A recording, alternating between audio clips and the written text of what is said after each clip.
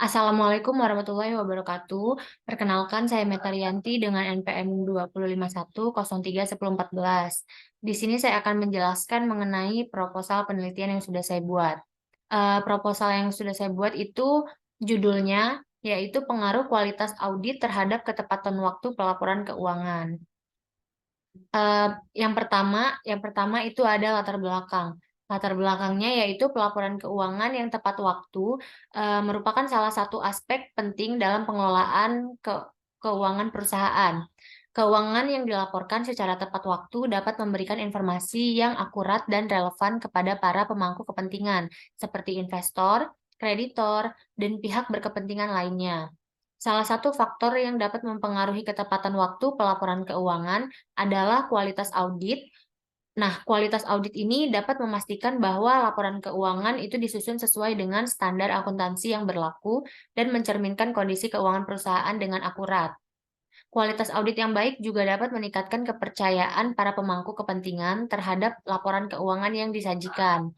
Nah, audit yang dilakukan oleh auditor independen yang memiliki kompetensi dan pengalaman dapat membantu mengidentifikasi kesalahan, ketidakakuratan, atau penyimpangan dalam laporan keuangan. Dengan demikian, kualitas audit yang baik akan memberikan jaminan bagi para pemangku kepentingan bahwa laporan keuangan perusahaan telah disusun secara akurat dan sesuai dengan prinsip akuntansi yang berlaku.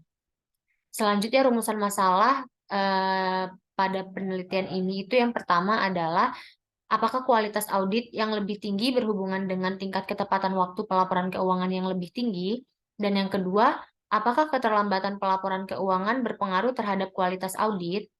Selanjutnya, tujuan penelitian ini yang pertama adalah untuk mengetahui hubungan antara kualitas audit yang lebih tinggi dengan tingkat ketepatan waktu pelaporan keuangan yang lebih tinggi.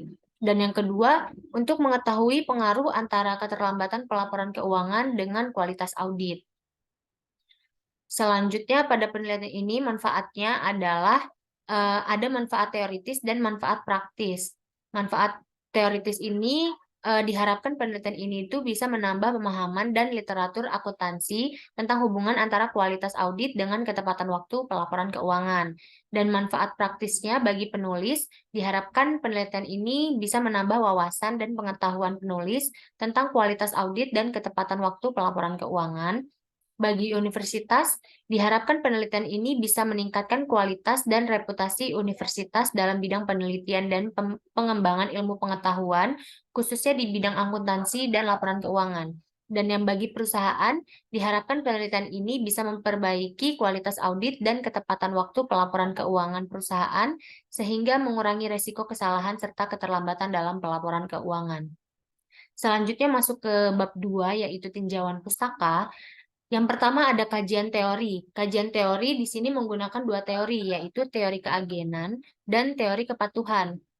Nah, teori keagenan ini hubungannya antara teori keagenan dengan ketepatan waktu pelaporan keuangan adalah bahwa teori keagenan ini dapat menimbulkan konflik kepentingan antara prinsipal atau pemegang saham dan agen atau manajemen perusahaan yang dapat mempengaruhi ketepatan waktu pelaporan keuangan.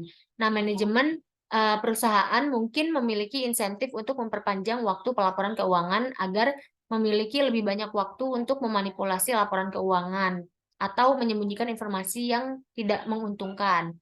Nah, konflik kepentingan ini tuh dapat menyebabkan keterlambatan pelaporan keuangan yang berdampak pada ketepatan waktu pelaporan keuangan.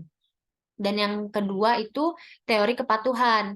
Hubungan antara teori kepatuhan dengan ketepatan waktu pelaporan keuangan itu adalah bahwa teori kepatuhan dapat memberikan pemahaman tentang faktor-faktor yang mempengaruhi perilaku individu atau organisasi dalam mematuhi batas waktu yang sudah ditetapkan.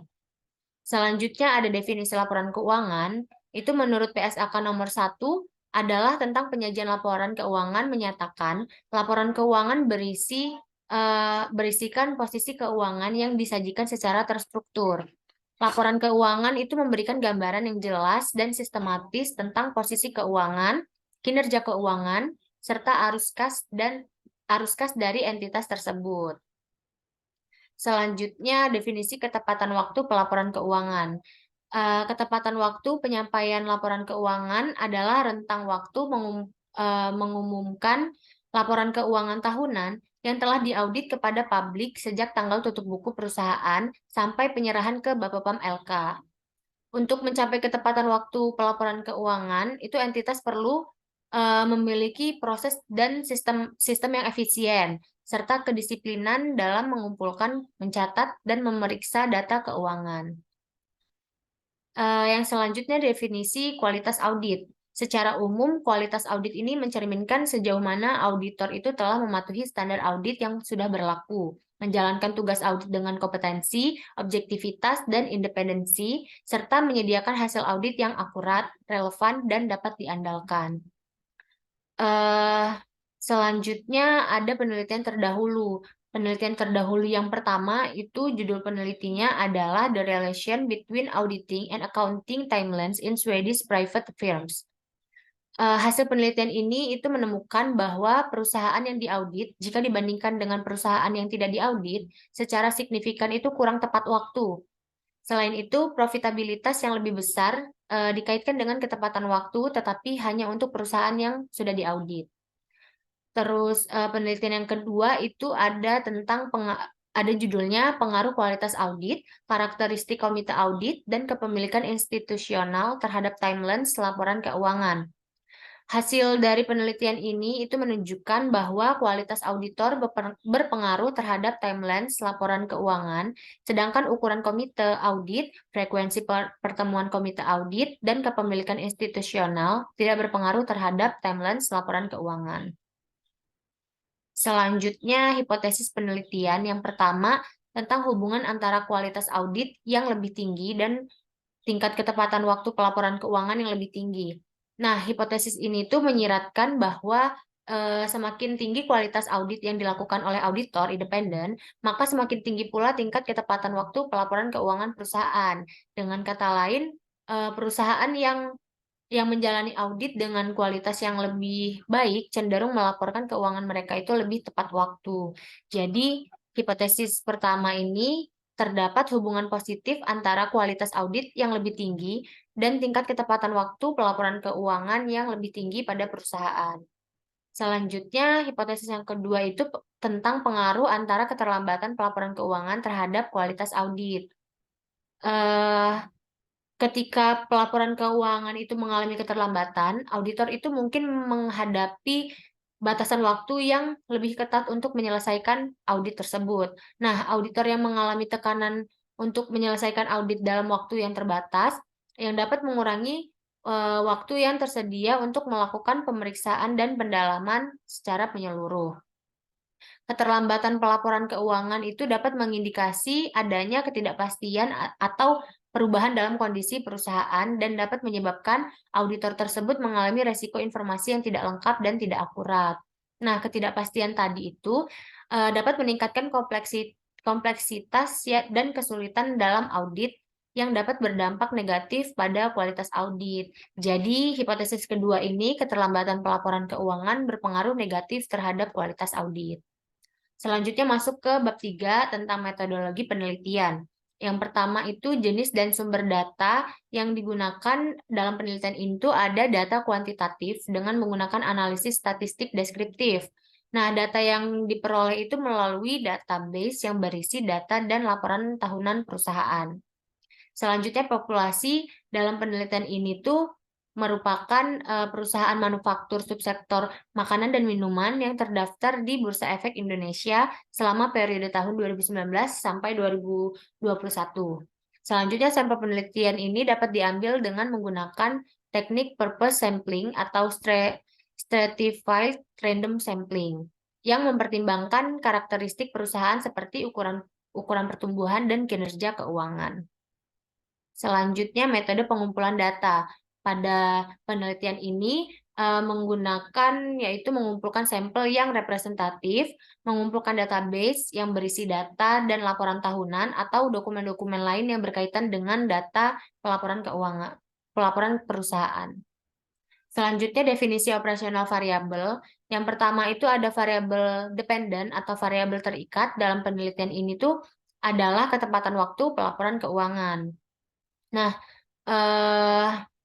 Menurut Peraturan Otoritas Jasa Keuangan tahun 2016 Pasal 7, bahwa laporan keuangan tahunan itu wajib disampaikan kepada OJK paling lambat itu 90 hari sejak tanggal tahun buku, yaitu tanggal akhir tahun buku itu 31 Desember. Nah, perusahaan yang dikategorikan terlambat jika pelaporan keuangannya itu dilaporkan setelah tanggal 31 Maret. Sedangkan perusahaan yang dibilang tepat waktu itu adalah perusahaan yang menyampaikan laporan keuangannya itu sebelum tanggal 1 April. Nah, untuk variabel dependen ini itu pengukurannya dengan menggunakan variabel dummy, di mana kategori 1 itu untuk perusahaan yang tepat waktu dan kategori 0 itu untuk perusahaan yang tidak tepat waktu. Selanjutnya variabel independen atau variabel bebas dalam penelitian ini itu adalah kualitas audit. Nah, kualitas audit ini diukur dengan menggunakan kualitas kantor akuntan publik atau KAP yang diukur dengan menggunakan variabel dummy. Kategori jasa menggunakan kantor akuntansi publik yang berafiliasi dengan kantor akuntansi publik Big Four diberikan nilai dummy 1 dan kategori perusahaan yang menggunakan jasa non Big Four diberikan nilai dummy 0. Selanjutnya, teknik analisis data. Yang pertama menggunakan analisis deskriptif. Analisis deskriptif ini menggambarkan karakteristik dan profil responden perusahaan, variabel independen, dan variabel dependen pada penelitian ini. Selanjutnya, itu yang kedua ada menggunakan uji asumsi klasik. Nah, uji asumsi klasik ini ada 4. Yang pertama itu uji normalitas. Uji normalitas ini menggunakan uji Kolmogorov-Smirnov atau dalam uji ini itu hipotesis 0 atau HO adalah data berdistribusi normal, sedangkan hipotesis alternatif atau HA-nya itu adalah data tidak berdistribusi normal. Selanjutnya yang kedua ada uji multikolinearitas. Nah, pengujian ini tuh dapat dilihat dari besarnya VIF atau variance inflation factor dan toleransi.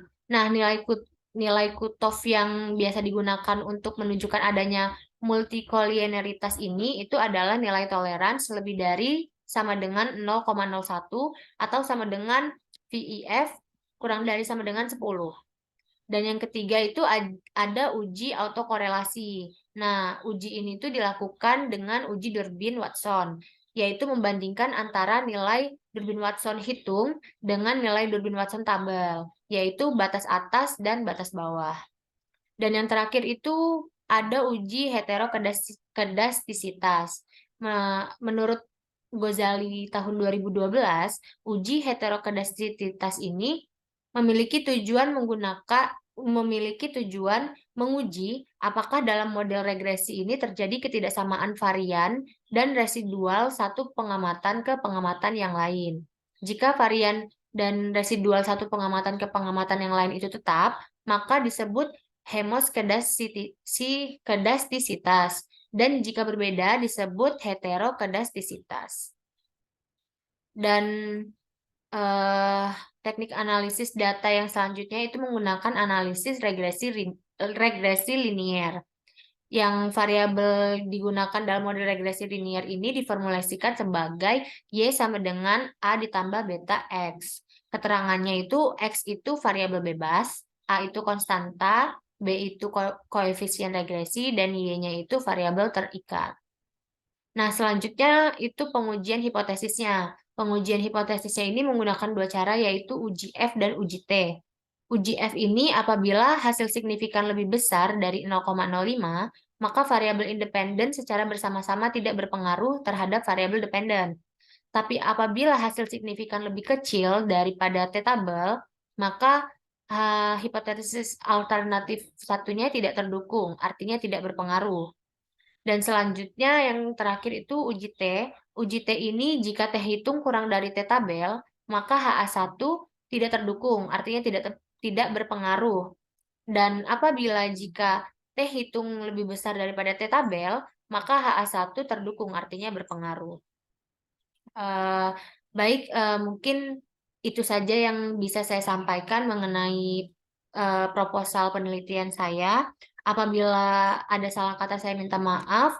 Kurang lebihnya saya mohon maaf. Terima kasih. Wassalamualaikum warahmatullahi wabarakatuh.